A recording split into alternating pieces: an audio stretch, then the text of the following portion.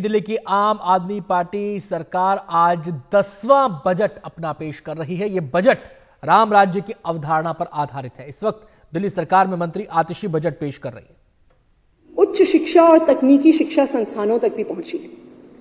महोदय, 2014 तक उच्च शिक्षा के लिए दिल्ली सरकार की 3 universities, Ambedkar university, national law university और गुरु गोविंद सिंह इंद्रप्रस्थ यूनिवर्सिटी में छात्रों की संख्या 71,416 थी। दिल्ली की 10 साल की इस बदलती हुई तस्वीर का यह एक महत्वपूर्ण द्योतक है कि इन यूनिवर्सिटीज में 20,000 से ज्यादा सीटें बढ़ी हैं पिछले 10 साल में और आज यहां 93,880 स्टूडेंट्स पढ़ रहे हैं। तकनीकी शिक्षा के क्षेत्र में भी केजरीवाल सरकार के प्रयासों की बदौलत 2014-15 में टेक्निकल एजुकेशन यूनिवर्सिटीज में 12,204 की तुलना में 2023-24 में सीटों की संख्या 62,000 हो गई है, यानी 40,000 सीटें बढ़ गई। साथ ही हमारी सरकार ने 3 नई universities, Delhi skills and entrepreneurship university, Delhi teachers university और दिल्ली स्पोर्ट्स यूनिवर्सिटी की भी शुरुआत की है।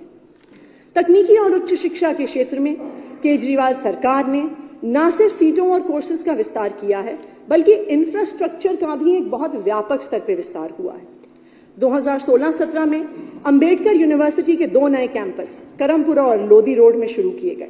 2017 में दिल्ली टेक्नोलॉजिकल यूनिवर्सिटी के पूर्वी दिल्ली कैंपस की शुरुआत हुई। साथ ही Netaji Subhash university of technology में भी 2 नए कैंपस 2020 में जाफरपुर और गीता कॉलोनी में शुरू हुए और 2023 में केजरीवाल सरकार ने आईटी यूनिवर्सिटी के पूर्वी दिल्ली कैंपस की भी शुरुआत की है।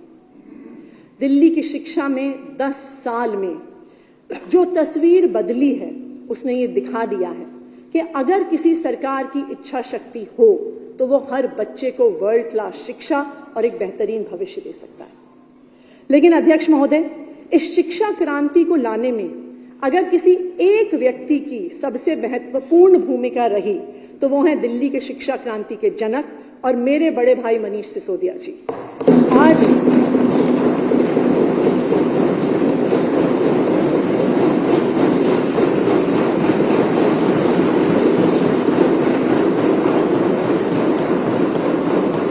मैं आज इस सदन में मनीष जी के बच्चों के प्रति प्यार और शिक्षा के प्रति जज्बे को सलाम करती हूं, क्योंकि शायद इस प्यार और इस जज्बे के बिना इतने कम समय में इतना बड़ा बदलाव संभव नहीं है।